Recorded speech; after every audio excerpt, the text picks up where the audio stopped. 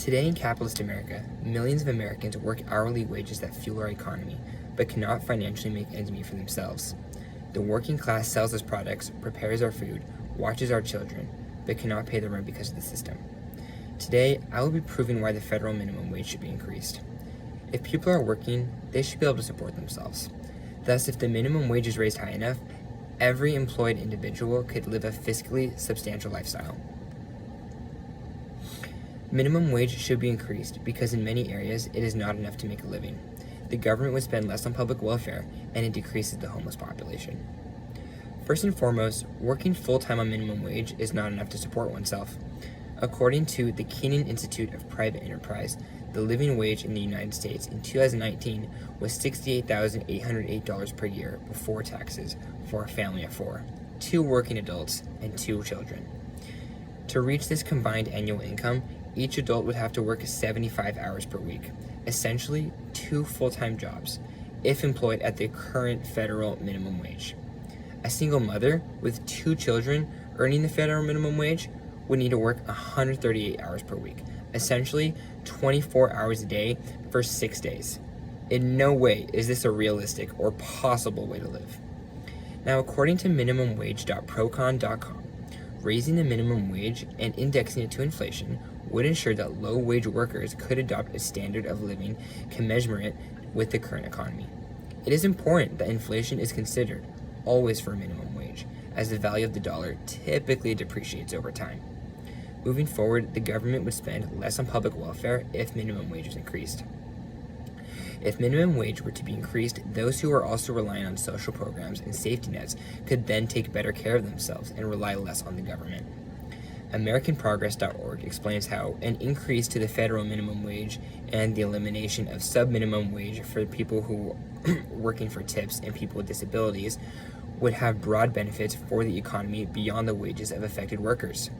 Wage increases, particularly those at the bottom of the income spectrum, increase community-level economic activity and support local businesses, reduce the amount by which taxpayers subsidize corporations for the low wages they pay, and reduce the pay inequalities for women and people of color that depress overall economic growth. Everyone deserves independence, and that can never be expressed if not financially secure. Ann Stevens from poverty.ucdavis.edu explains from the perspective of people critical of government programs, they're saying, well, they're working, but they're still getting government assistance. But from the government's perspective, one way to reduce reliance on the safety net is for the private sector to offer higher returns. It's hard to force firms to do this, but the minimum wage is one way we say you have to pay this minimum amount. Minimum wage is the only way to have businesses provide fair wages to everyone. The longer its increase is postponed, the more the government will need to invest into the safety net. I would now like to explain how, as the minimum wage increases, the homeless population decreases. Finally, raising the minimum wage would decrease the homeless population by allowing many more of them to take care of their own selves. Once again, the Keenan Institute of Private Enterprise explains that, as a wealthy country, the United States has the capacity to support poor working Americans. Raising the minimum wage is one policy tool that can be used to help increase the wealth of families and individuals in financial need. The nonpartisan Congressional Budget Office, the CBO, estimates that if the Raise the Minimum Wage Act were implemented, 900,000 Americans would be lifted out of poverty by 2025. Any well-run business can adapt to a raised minimum wage. Prices would inevitably hike if raised over time, but people could adjust as well. The oil gas industry is a prime example of this.